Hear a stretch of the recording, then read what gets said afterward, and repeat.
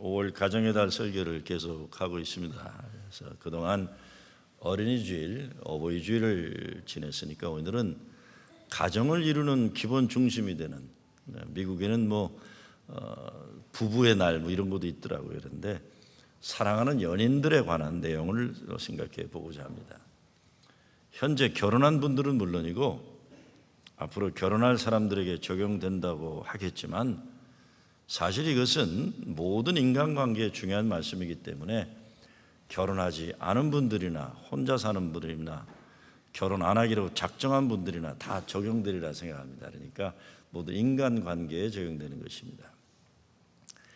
가정의 달 설교의 바탕에는 가정은 하나님이 허락하신 이 땅에서의 천국의 모형이라는 것, 그리고 가정은 사랑을 배우는 학교, 사랑학교라는 전제가 있습니다. 교회도 마찬가지죠. 하나님의 사랑을 체험하고 배우고 그 명령에 순종해서 사랑하는 학교입니다. 근데 사랑이라는 것이 말을 많이 하고 들어서 쉬운 것 같으면서도 참 어려운 겁니다. 그리고 나아가서 가장 고귀한 것이기 때문에 평생 설교하고 설교 듣고 말하고 듣고 계속 노력하는 겁니다. 오늘 표의 찬송으로 부르게 될 찬송가 205장 1절 가사가 보면 주 예수 크신 사랑 늘 말해 주시오 이렇게 되어 있어요. 평생에 듣던 말씀 또 들려주시오. 저 배지 않는 천국 주 예수 계신 곳 나 밝히 알아듣게 또 들려주시오. 평생에 듣던 말씀, 평생에 듣던 말씀, 주 예수 크신 사랑 또 들려주시오. 무슨 말일까요? 듣고 또 들어도 좋다, 정말 좋다, 이런 말씀도 되고, 듣고 들어도 살면서 예수님 사랑처럼 그렇게 못하니 또 듣고 듣지 않으면 안 되겠다, 이런 뜻도 될 것입니다.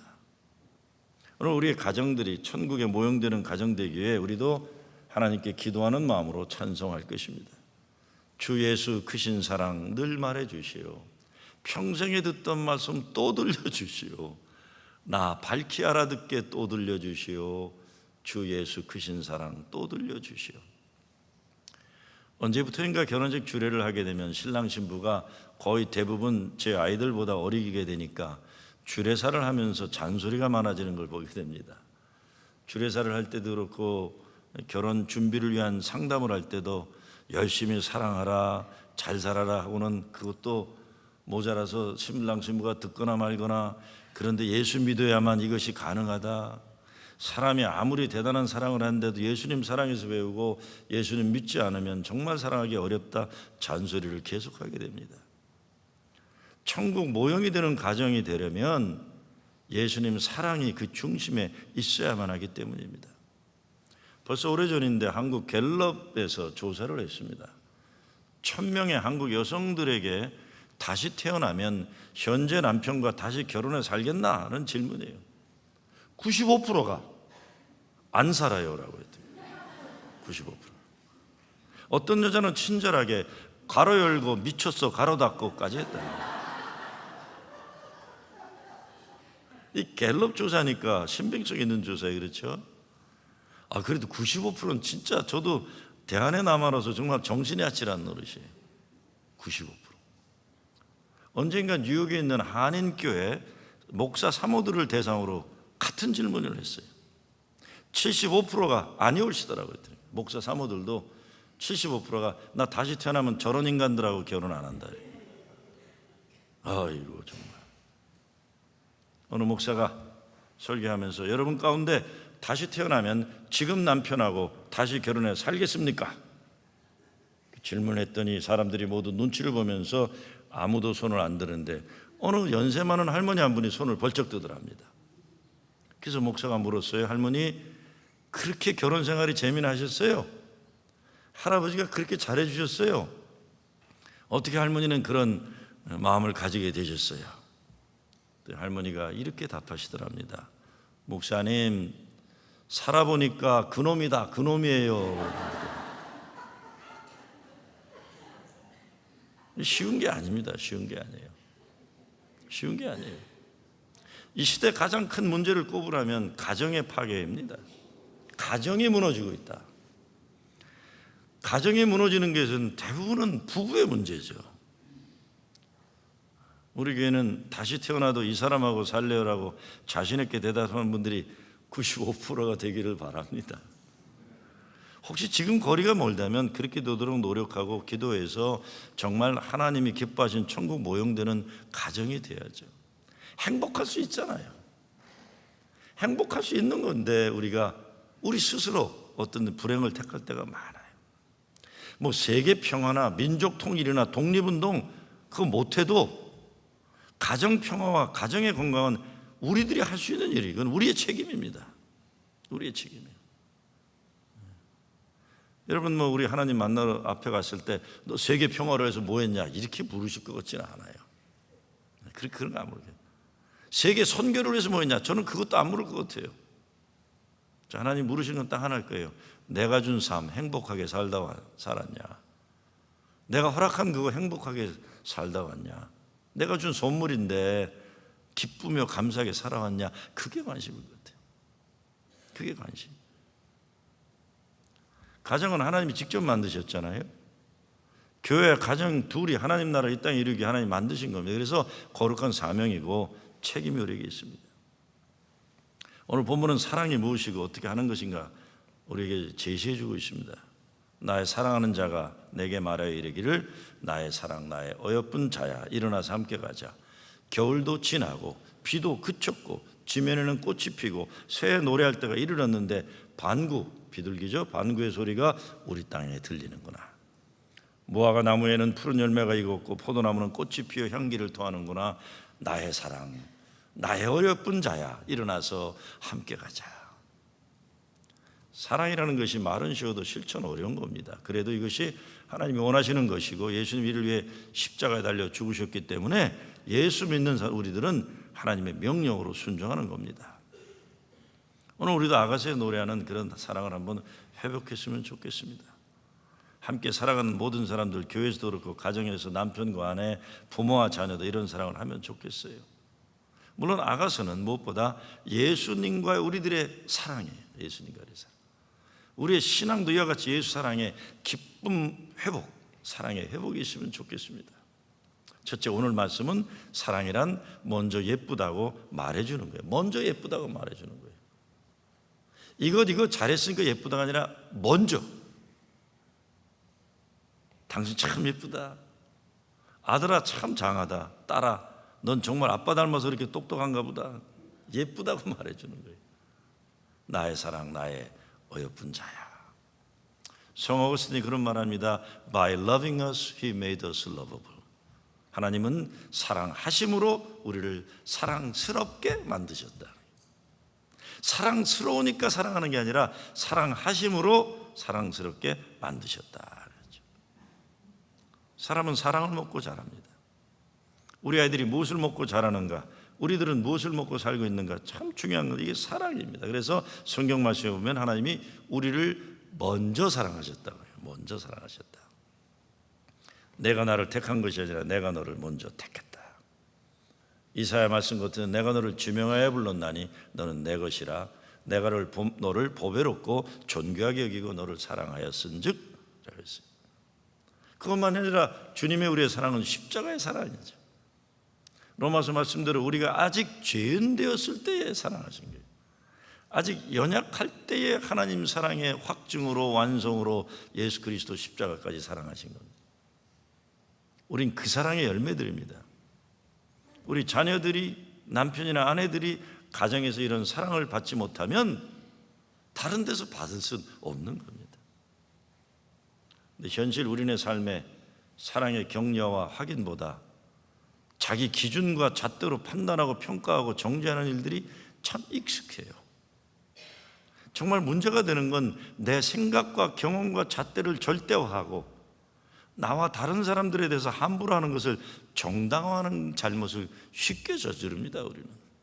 저도 요즘 이런 실수하지 않으려고 많은 노력을 하지만 쉽지가 않아요. 조금씩 나이가 먹으면서 점점 내 경험이 더 남보다 우수하다고 착각을 해요. 저도 후배 목사들 있으면 입만 열면 잔소리를 해요. 목회 그렇게 하면 안 된다. 아니 그렇게 하면 어때요? 아니 목회 저처럼 해야 되고 너 이렇게 이런 게 어디 있습니까? 다 생긴 대로 사는 건데도 이 어느 정도 나이 먹게 되고 자기가 좀 잘났다고 착각하게 되면 어떤 문제가 생기냐면 나처럼 살아라 이렇게 돼요. 아이 꼴불견이에요, 꼴불견. 후배들 만나고 돌아서면 속이 쓰라려. 내가 왜 또 정신없는 짓을 했을까? 누가 그걸 한마디로 표현했더라고요. 꼰대가 되는 과정이라고 그러더라고요. 꼰대가. 자꾸 잔소리하고 잘난 체하고 남이 나보다 못났다고 생각하고 이래야 된다고 이러고. 제가 이번에 총회 가서도 젊은 목사님 돼서 40대들이 용기 가지고 살라고 모임을 주선하라 했더니 어느 50 초반 후배가 목사님 그저 돈만 내시고 입은 닫으시기 바랍니다 그래요. 친하니까 얘기해 주는 후배가 있던 게 고마운 거죠. 나이 들면 제일 문제가 자꾸 주저주저 자기 얘기만 하고요. 남의 말 안 듣고요. 참 그 괴로운 노릇이죠. 저도 노력하는데 쉽지가 않아요. 내 자녀라도 그렇게 함부로 하면 안 되는 것이고 어느 누구라도 내 기준과 잣대로 함부로 판단하는 것 정말 조심해야 됩니다. 이거 참 어렵죠. 가정에서 가장 쉽게 이런 잘못하는 게 뭡니까? 결혼하지 않은 자녀에게 함부로 하는 거예요. 결혼하지 않은 자녀에게 함부로 하는 건 부모가 그래도 된다고 생각하는데 저도 그래요 보니까. 결혼하지 않은 자녀의 마음을 그 마음으로 들어가질 않고 내가 자꾸 판단하고 그거 안 한 것 때문에 뭔가 굉장히 문제 있는 것처럼 자꾸 결혼을 시키기 위해서 노력하는 거 그거는 정말 다른 겁니다. 정말 다른 거예요. 어렵죠. 결혼하지 않은 걸 무슨 역사의 대역죄인처럼 그러는 거예요. 어디 그러기만 해요. 학교 졸업하고 돈 많이 안 버는 남복에 뻔질이란 직업 안 가진 아들이나 딸 보면 너 언제 사랑꾼실 할래? 이런 게. 아니 자기가 좋아서 하고 자기가 소명 가지고 하는데도 마치 돈 많이 안 벌고 뭐 유명한 사람 안 되면 뭔가 굉장히 잘못하는 사람처럼 우리 그래도 된다고 생각합니다. 그러면 안 되는 건데 가정에서 쉽게 함부로 하는 일들이 얼마나 많아요. 무엇보다요 좀 어려운 말씀이지만 이혼한 자녀들에 대해서 부모가 함부로 말하는 것 정말 그러면 안 됩니다. 해야 하니까 했겠죠. 누가 이혼 재미로 하는 사람 있습니까? 나 이혼했어 할렐루야 이런 사람 있어요? 없어요. 다 고민하고 아파하고 기도하다가 할 수 없이 하는 거예요. 그러니까 자꾸 말하지 말아야 돼요. 알아서 결혼했고 알아서 이혼했을 테니까 네가 알아서 살아라. 난 너 사랑만 할 거다 그런 거예요. 그냥 있는 그대로 사랑하고 존중해 주는 게 부모지. 판단하고 정죄하고 내 아들 내 딸이 이혼한 게 뭐 천하의 부끄러운 일이 뭐가 됩니까? 장하다 이혼했다 그러면 돼요. 부모는요 네가 알아서 했겠지. 그렇죠? 아닌가? 여러분 자녀를 믿으시면 결정도 존중해 주셔야 되는 거예요. 우리 그거 함부로 해요. 우리 함부로 해요. 함부로 해요. 제가 목회하면서 저런 정년기에 있는 특히 여자분들이 제일 싫어하는 게 그거더라고요. 자기 또래 결혼한 여자들을 제일 싫어해요. 특별히 어떤 여자들 싫어하냐, 또래가 비슷한데 셀이나 속해가지고 얘기해 주는 거예요. 기도 많이 해. 나도 기도해서 이 사람 얻었어. 그러는 거예요. 미친대요, 미친대. 그럼 앞으로 기도 안 하려고 혀를 깨물겠대. 저런 남자가 되려면. 그러지 마세요. 남의 삶에 대해서 이렇게 함부로 얘기하는 거 아니잖아요. 그렇죠? 그러지 마세요. 사랑이란 이름 아래 그러면 안 되는 건데 우리 그러고 살아요. 저도 그거 굉장히 좀 애를 써요. 내 기준으로, 내 신앙으로, 내 경험으로 남을 자꾸 판단하는 걸 이 욕구를 자꾸 줄이려고 했어요. 내 마당이나 쓸자 그래요. 남의 마당까지 쓰려고 내가 노력할 필요 없다. 그거는 무관심해서 그런 게 아니라 그 사람을 있는 그대로 존중해 주는 것, 이게 사랑이잖아요. 있는 그대로 존중해 주는 것. 힘들어도 그렇게 해야 되는 게 부모고, 그게 진짜 교회에서 사랑해 주는 거예요. 저 사람은 왜 나하고 다를까? 다를 수밖에 없죠. 각자 독특하게 만들어졌으니까요. 마더 데레사가 사랑의 성도라는 제목으로 가정에서 사랑을 이렇게 얘기합니다. 멀리 있는 사람들을 사랑하는 것은 오히려 쉽습니다. 그러나 우리에게 가까이 있는 사람들을 항상 사랑하기란 쉽지 않습니다. 음식으로 배고픔을 달래주는 일은 사랑받지 못한 외로움과 아픔을 달래주는 일보다는 쉽다는 것을 가정에서도 보게 됩니다. 여러분의 가정에서 사랑을 가져오십시오. 이것이야말로 우리 서로를 위한 사랑이 시작되는 장소이니까요. 그랬어요. 두 번째, 사랑은 비가 온 다음에 밝은 날씨를 알려주고 겨울 지나 봄이 오는 것을 알려주는 건 소망이죠. 소망. 인생의 새로운 시작이, 새로운 희망이 있다는 것만큼 중요한 것도 없습니다. 겨울이 지나 봄이 온다 외치는 거예요. 예수 믿는 사람들은 사도 바울이 데살로니가 교회에서 편지 쓴 것처럼 믿음의 역사와 사랑의 수고와 소망의 인내로 사는 사람들이에요. 소망의 인내예요. 나의 사랑 나의 어여쁜 자야 일어나서 함께 가자. 겨울도 지나고 비도 그쳤고 지면에는 꽃이 피고 새에 노래할 때가 이르렀는데 반구의 소리가 우리 땅에 들리는구나. 나의 사랑 나의 어여쁜 자야 일어나서 함께 가자. 겨울이 지나고 비도 그쳤다 일어나라. 이런 말 누가 할 수 있는 겁니까? 사랑하는 사람이 해주는 거예요. 세상이 이렇게 넓고 세상이 이렇게 너를 기다리는 가능성으로 충만한데 인생 그렇게 살지 말고 일어나라. 겨울이 지났다 비도 그쳤다 새해 노래할 때가 이르렀다. 사랑하는 사람이 해주는 말이에요. 예수님이 나는 죄인을 구하라 또 하신 말씀에서 그런 뜻이에요. 하나님은 아직도 사랑하기를 포기하지 않으셨다는 것을 말씀해 주고 있는 겁니다. 가정은 이것을 위해 존재합니다. 세상에 나가서는 별별 소리를 다 듣고 살아도 집에 들어오면 나는 너를 사랑한다. 우리는 너를 사랑한다. 하나님이 사랑한다. 하나님이 너를 아직 포기하지 않으셨다. 소망이 있다. 힘내라. 일어나 함께 가자. 이게 가정이죠. 이게 교회가 되어야 되는 거죠. 벌써 오래전인데 아이들이 학교 다닐 때예요. 옛날이죠. 우리 아이 하나가 성적을 거지같이 받아왔다는 연락이 저한테 왔어요. 집안에 이제 범인이 하나 생기면 검사들로 가득 차게 돼요. 변호사 나오는데 저는 판사거든요. 아버지니까. 이제 판사가 가는 거예요. 그러니까 급히 갔어요. 그냥 온 가족이 검사고 걔만 이제 죄인이에요. 이제 다 딱 집에 들어가니까 분위기가 심상치가 않아요. 저 인간은 이번에 확실히 잡아 족쳐야 된다. 이런 분위기예요. 누가 범인인지 금방 알겠더라고요. 우리 김혜김 씨 가문의 이름을 욕되게 할 인물이 저 인간이구나 생각했어요.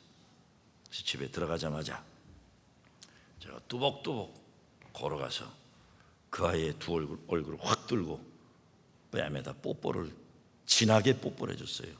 I love you. 그랬어요. 아빠는 너를 자랑스럽게 생각한다. 우리 가문에서 네가 기록을 세우려나 보다. 사내 자식이 그래도 이 정도로 한번 못하면 이 정도로 못하는 너에게는 나중에 좋은 경험이 될 거다. 사고 치려면 이 정도로 치는 거다. 아빠는 이렇게 공부 못해도 된다는 똥배짱을 가진 네가 자랑스럽다. 그랬어요. 아이가 어떻게 반응했을까요? 잔뜩 긴장하다가 아빠가 헛소리를 하니까 얘가 혼동이 된 거예요. 멍청하게 있다가 아빠의 깊은 뜻을 이해했는지 피식 웃더라고요. 피식 웃어 민망하니까요. 제가 애비로서 잘했는지 못했는지 토론의 여지가 있을 거예요.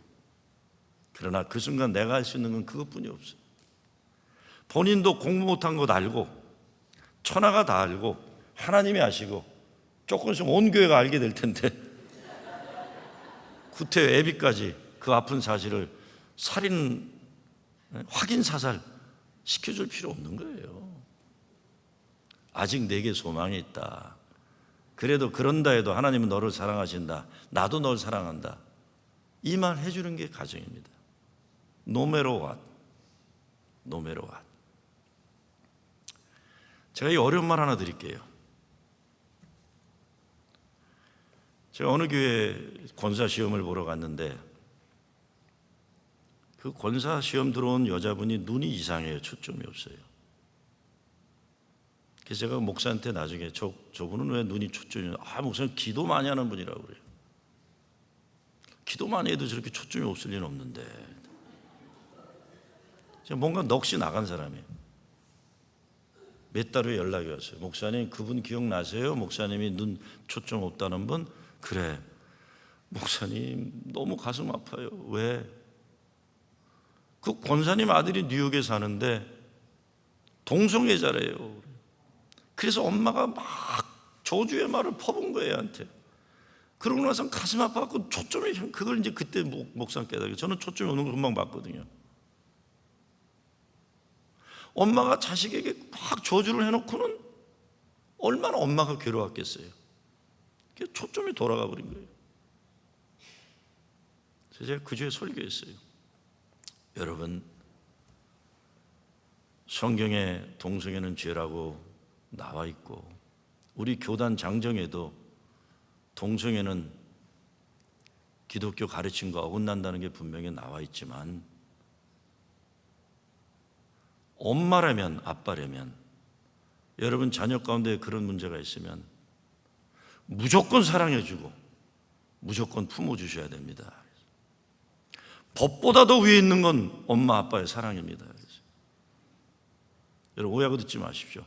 성경의 윤리도덕의 법보다 더 위에 있는 건 어머니 아버지의 사랑입니다. 목사가 뭐라고 얘기해도 그 아이는 여러분이 보호하고 사랑하셔야 됩니다. 하여간 그러고 쫓겨나진 않았어요. 그래서 여기까지 왔어요, 제가. 근데 전 지금도 그 마음은 그대로입니다. 천하의 어떤 사람들이 어떻게 정죄를 하고 어떻게 무시하고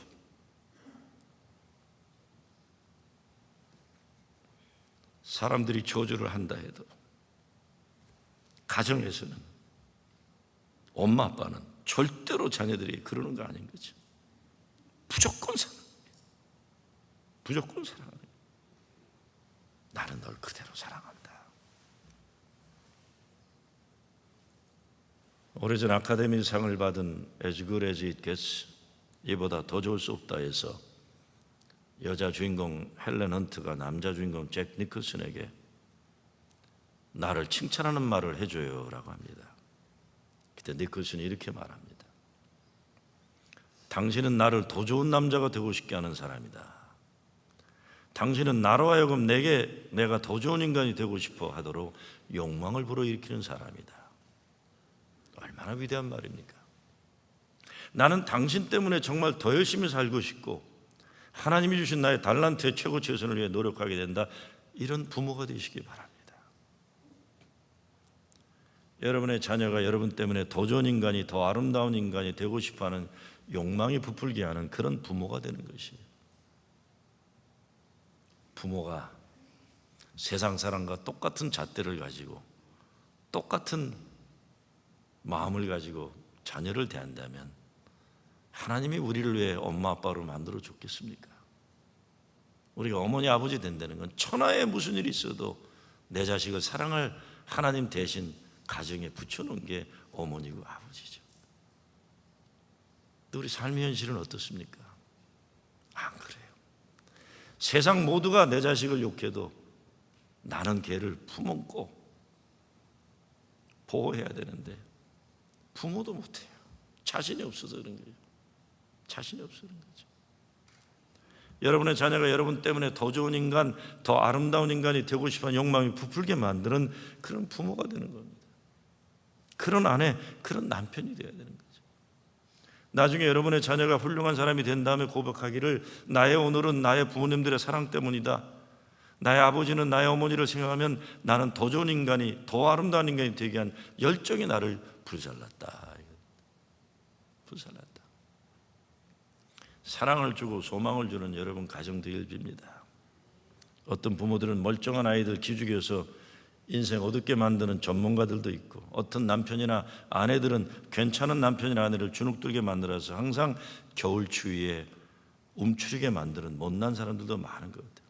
그것도 사랑이라는 이름 아니에요. 기가 막힌 겁니다.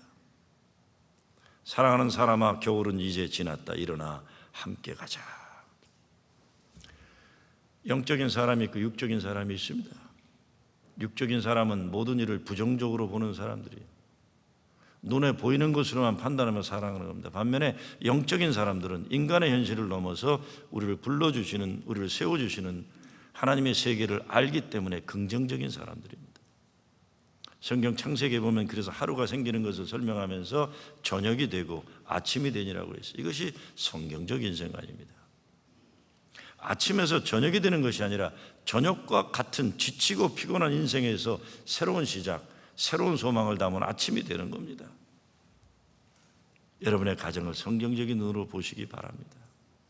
사랑하는 사람아, 겨울은 이제 지났다. 일어나 함께 가자. 세 번째로 사랑은 일어나 함께 가자라고 말하는 겁니다. 함께 하나님이 우리를 택하여 주신 그 거룩한 목적을 위해 가정이 동역하는 거예요. 동역. 인생에 목적이 없는 가정, 불행한 가정이죠. 가정의 목표라는 것이 자기들끼리만 잘 맞고 잘 사는 것이라면 이거 동물의 왕국하고 뭐가 다르겠어요? 여러분, 동물의 왕국 보면요, 짐승들도 자기 것들은 잘 챙겨요. 자기 자녀들, 자기 자식들, 자기 건 챙기잖아요. 그러면 자기 것만 챙기는 가족이라면 동물의 왕국하고 뭐가 차이가 있겠어요?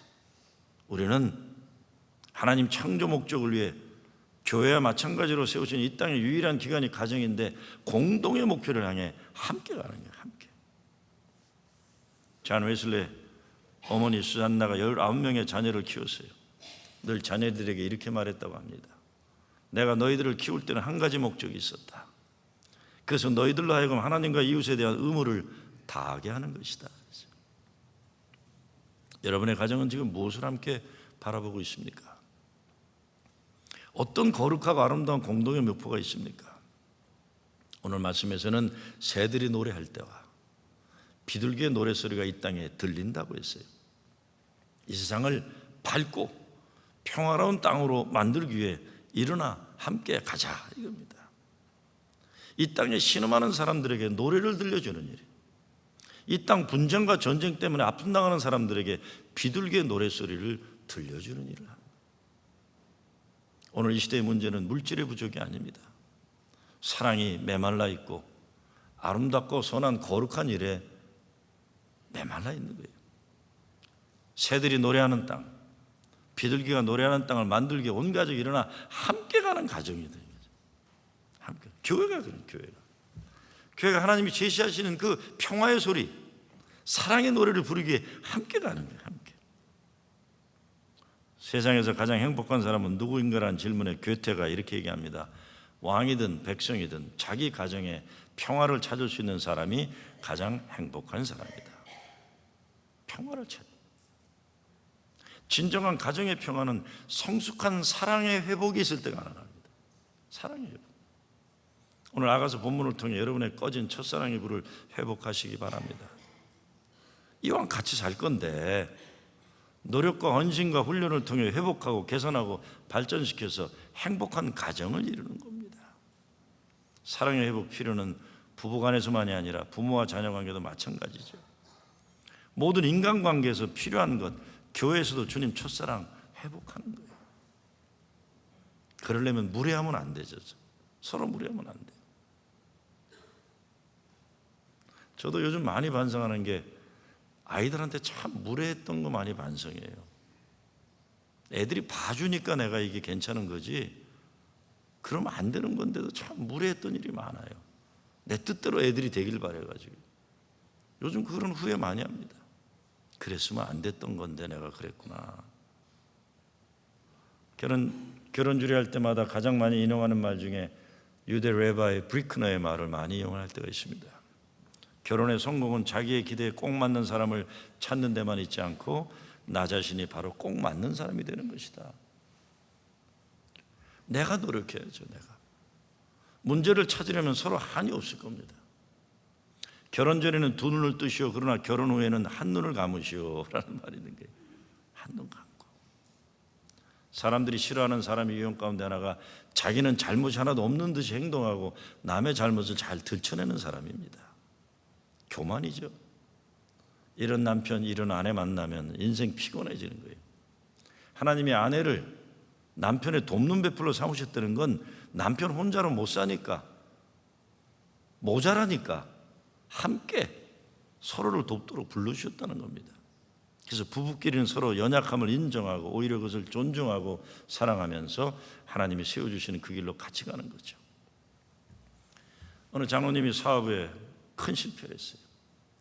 많은 빚을 지게 되었어요. 그러다 믿음마저 흔들리게 됩니다. 교회를 가도 마음이 편치가 않고 교인들 보기가 민망해요. 사업을 크게 망하다 보니까. 하루는 마음이 괴로워 집을 못 들어가고 밤늦게까지 거리를 배회합니다. 마음의 고통이 심해지면서 이런 생각을 했어요. 아주 이대로 집을 나가버릴까? 아니면 이제 인생을 내가 종칠까? 그렇지만 그럴 수가 없어서 결국 새벽에 집에 들어갑니다. 근데 집에 들어가는데 집 안팎에 불이 환하게 켜 있는 거예요. 아내가 자지를 않고 기다리고 있다가 남편을 맞아줍니다. 남편에게 아내가 말합니다. 여보, 내가 당신에게 꼭 드릴 말이 있어요. 내가 먼저 하나님께 기도드리고 이야기할게요. 기도를 간절히 드린 다음 장로님의 부인이 이렇게 말합니다. 온 세상 사람들이 모두 당신을 보고 손가락질을 해도 나는 당신의 진실을 믿습니다. 비록 부도가 나서 많은 빚을 졌지만 당신의 진실은 부도가 나지 않았다는 것을 난 믿습니다. 당신은 결코 나쁜 사람이 아닐 뿐더러 나는 당신이 다시 일어난다는 것을 확신합니다. 옛날 욥이 다시 하나님의 축복을 받아 일어난 것처럼 당신도 다시 일어날 겁니다. 그리고 저는 변함없이 당신을 사랑합니다. 그 어느 때보다도 지금의 당신을 가장 뜨겁게 사랑합니다. 그리고 오늘까지 변함없이 살아온 당신을 존경합니다. 남편이 눈물을 흘리고 부인에게 무릎을 꿇고 함께 한참이나 울었다는 거예요. 이것이 그리스도의 사랑하는 부부가 가질 수 있는 사랑입니다. 그렇죠. 교회나 가정이란 건 망해도 실패해도 가정이나 교회 와서는 힘을 얻을 수 있는 거예요. 함께 가자. 괜찮다. 못난 남편도 내가 사랑해야 할 인생의 숙제예요. 못된 아내도 내가 끌어안고 살아야 하나님 내게 주신 인생의 훈련입니다. 오랫동안 남편이 하는 일이 도무지 마음에 안 들던 부인이 기도를 합니다. 자기는 남편이 꼴보기 싫어 사랑하기 싫지만 그래도 예수 믿으니까 기도를 해요. 하나님, 제 남편 좀 사랑해 주세요. 다른 남편 사랑하듯 하나님이 조금만 사랑해 주시면, 그러면 남편 사랑해 주시면 제가 남편을 변화시킬 수 있을 것 같아요. 하나님, 우리 남편 사랑해 주세요. 기도를 열심히 하고 있는데 하나님이 음성을 들려주셨어요. 네가 뭔가 단단히 잘못 알고 있는 것 같다 그러신 거예요. 네 남편은 네가 사랑해라 그랬는데 변화는 내가 시키마 그런 건데, 남편은 변화시키는 건 하나님이 하시는 거고 사랑하는 건 아내가. 똑같죠. 우리들 무슨 남편이 아내를 어떻게 바꿉니까? 사랑할 뿐이죠. 하나님이 바꿔주시는 거예요. 아내가 남편을 어떻게 바꿔요? 사랑할 뿐이에요. 바꾸는 건 하나님이 바꾸시는 거예요. 우리에게 주어진 사명은 사랑입니다. 사랑하기 어려운 존재를 사랑하는 것, 이것이 주님이 우리에게 요구하시는 사랑이 최고예요. 사랑이 우리 인생에 주어지는 가장 큰 도전이면서 믿음의 가정은 사랑을 회복하는 과정입니다. 모든 사랑은 예수님 사랑에서 시작됩니다. 주 예수 크신 사랑 늘 말해 주시오. 평생에 듣던 말씀 또 들려주시오. 저 배지 않는 천국 주 예수 계신 곳 나 밝히 알아듣게 또 들려주시오. 평생에 듣던 말씀, 평생에 듣던 말씀, 주 예수 크신 사랑 또 들려주시오. 이 사랑으로 이 땅에서 천국을 이루는 여러분의 가정 되시길 주의 이름으로 축원합니다.